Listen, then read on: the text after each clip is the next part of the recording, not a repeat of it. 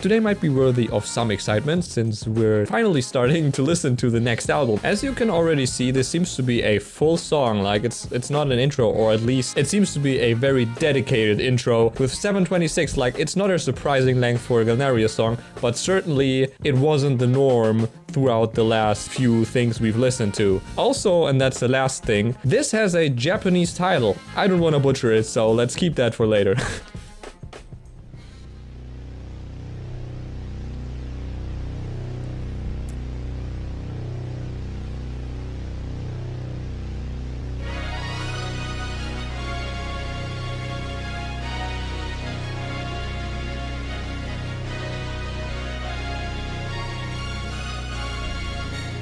Okay.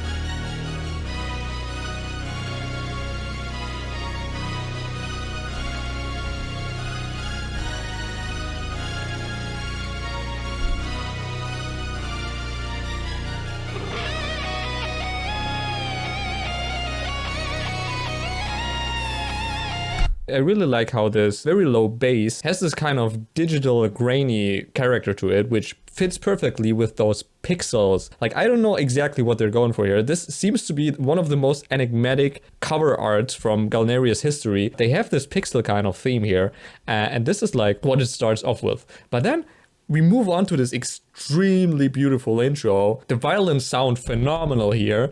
I also like the guitar melody, and I think I've heard some choirs comment in. This already is like an insanely strong start, even for Galneryus standards, in my opinion.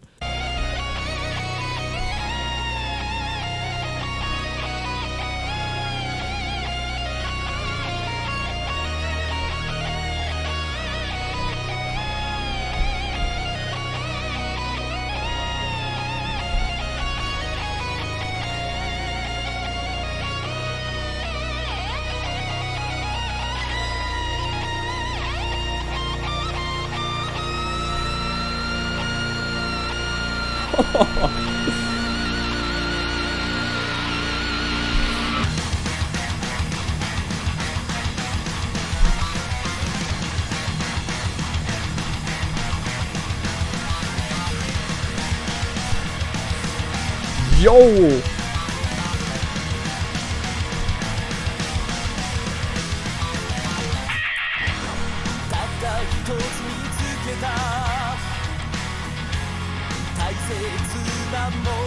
That sound is really good, like, overall.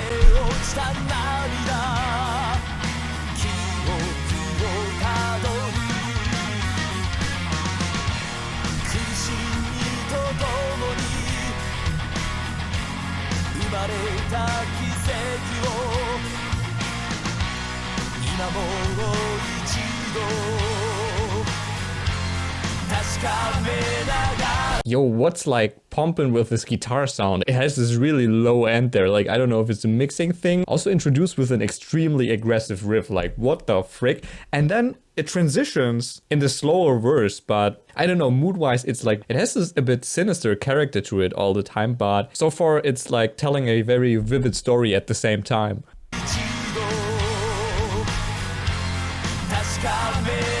I really like the guitars here. Whoa.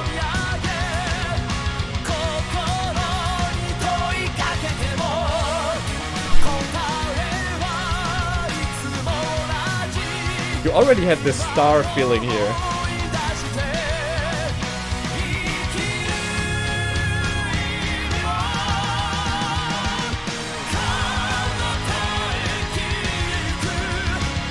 Jeez.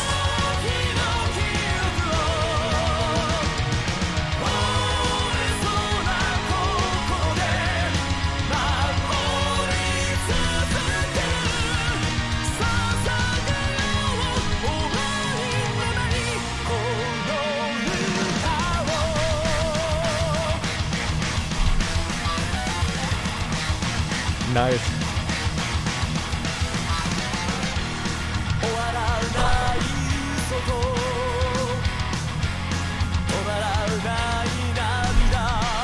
I like the drum switch up here.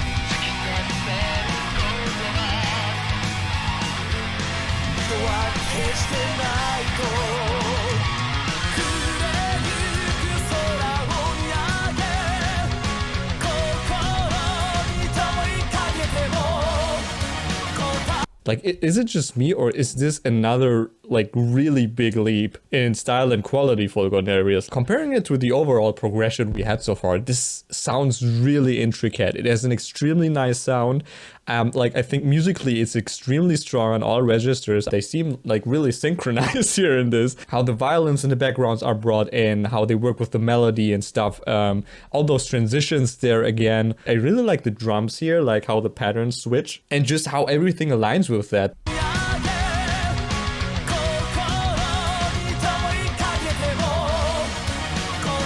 And this pre-chorus has such a nice build-up.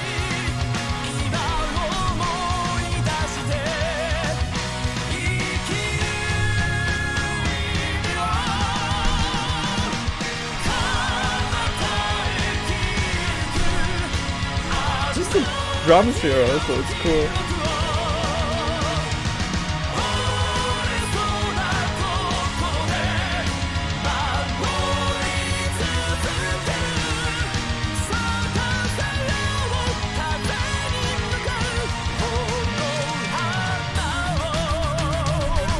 Yes! Battle mode, let's go.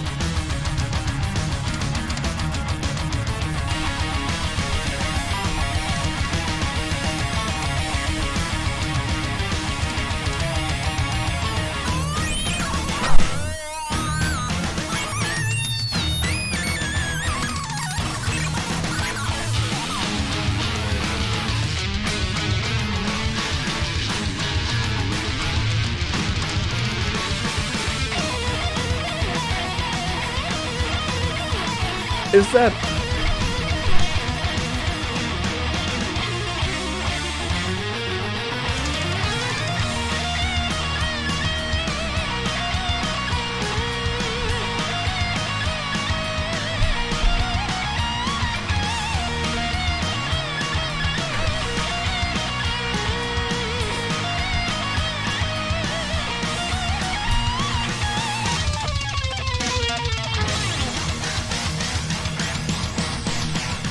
I also like how they work with those synthetic crunchy elements here. This pixel crush element sometimes in there, which is really cool. And of course also reflected in the solo through those really distorted shreds we had sometimes in the past, for example in Cry for the Dark, where I also really liked it actually. But this is another level of extreme, like holy moly. That one section in the solo which I found interesting was, isn't that this traditional Japanese type of scale? I think that's a first one for them here. And what also was interesting, that last more relaxing open guitar section of the solo, it worked with a somewhat almost boring idea, but I think it worked in so far that everything before was so convoluted and chaotic that in the end the simple idea posed a rather good contrast. And I also liked how Shu played around with that. Let's just take a look at that last bit again because it was really fun.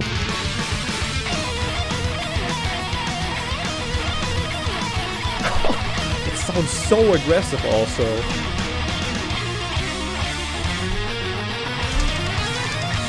Wow, that transition.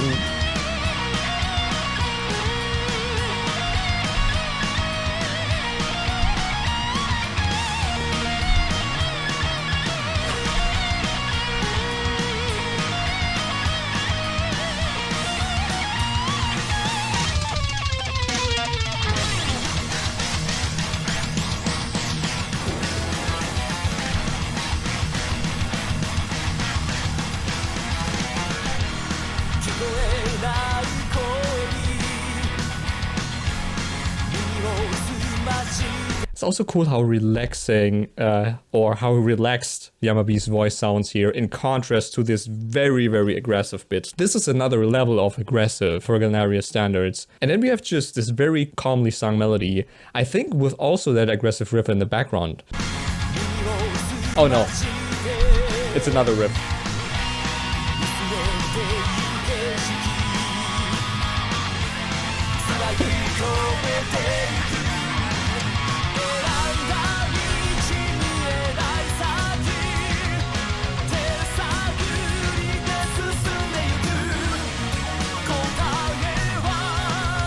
I love how dreamy this is.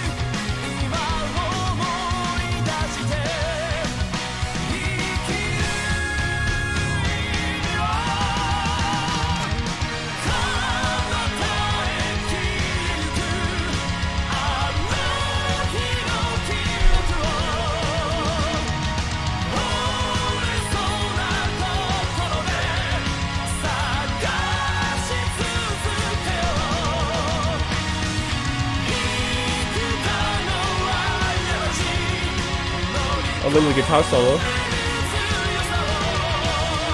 Whoa.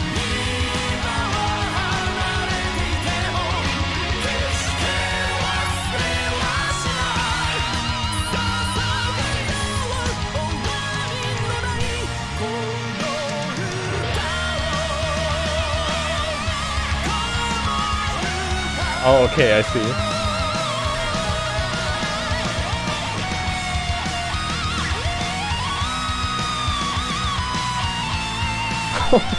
Okay.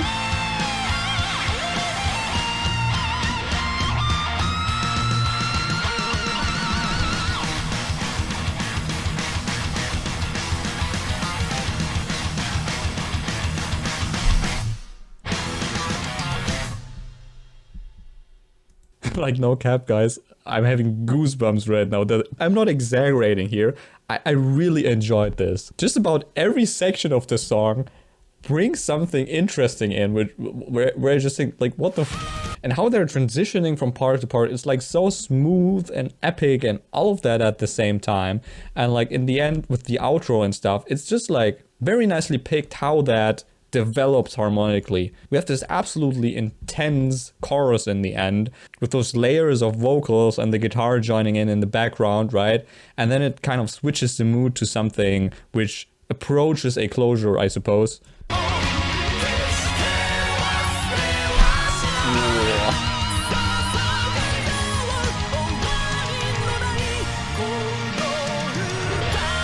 And it just seamlessly transitions into this other mood, right? Where it stretches those closing note.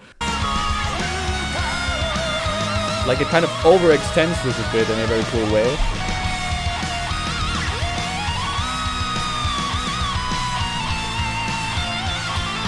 And then it gets a bit dark.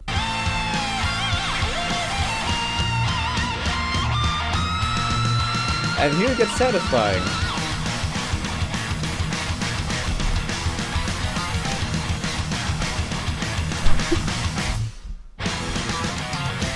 Before it gets boring, right? Oh, we have this riffage again. They just make the stop. And then you think, well, okay, that's interesting. And then they just bring in this last second. A very nice guidance of expectations also, like for me at least. Before we get to the lyrics, just a quick word about the cover art. I think it's kind of obvious that we see a rose here, right? But there's some weird, digital filters. And as we had in the Asatia cover art somewhat, you kind of see it dissolving here, right? And we have those stars in the background. What's also interesting is, like, first of all, the particles here mix up with the stars. And we also have these bigger supernova-esque things where you can kind of see this goes for a somewhat pixelated style. You could already philosophize about, like, what does a rose here do in space? You can already analyze this and it would be very interesting. But then we have this pixelated and dissolution layer, also contrasted with that very nice font. Like, I like it quite a lot. I don't think we have this later because I think later they have a very clearly set logo pretty much.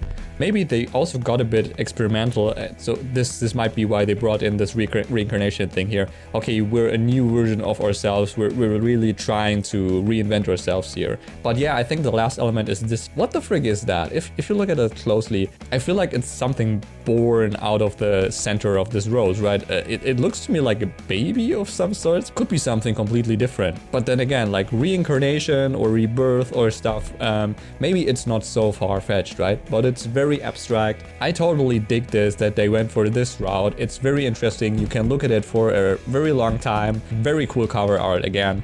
This is like complete Japanese here. I hope it's the old version because it shows the album cover of the Iron-Hearted Flag. It shows 2008 here, so it should be reincarnation, right? If these are the wrong lyrics, then I'm sorry, please correct me. At least we can read them in whole here because apparently they're completely in Japanese. There's not a word in English. The one precious thing I found, tears falling, tracing memories alongside the pain, the miracle that was born. Now once more I confirm it. Gazing at the fading sky, I ask my heart. The answer is always the same. Now remember the meaning of living. We had a lot of back and forth progression throughout the singles especially, so this starts to be with a rather reflective mood, and this certainly shows in the song. Like we talked about this very calm verse, this idea of birth we have from the cover art, alongside the pain the miracle was born.